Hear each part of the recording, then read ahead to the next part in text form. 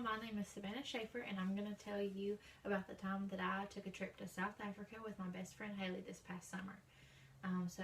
the day after our high school graduation, we hopped on a plane and we flew from Atlanta, Georgia to Dallas, Texas, and then Dallas to London. In London, we got to get off the plane and leave the airport and go see all the major sites and attractions in London. We had about 11 hours there for a layover.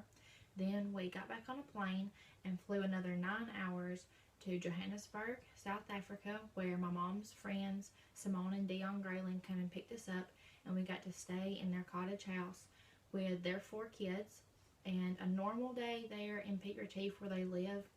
would be us waking up and going out on the porch really early and drinking coffee and watching the deer on their farm, kind of walk around in the front yard, and then we would get ready and we would get dressed and leave and go to a village or a school or an organization where there's a lot of orphan children, and we get to tell them about Jesus and just love on them and be there with them for a little while.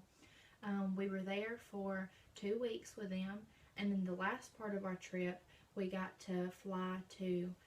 Swaziland, and when we got to Swaziland, we did all the major tourist stuff, and we did a safari in Holani National Park,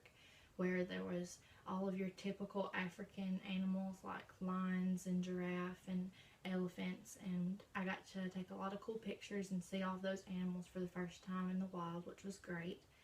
And then after we left Swaziland, we hopped back on another plane and we flew 3 hours to the Cape,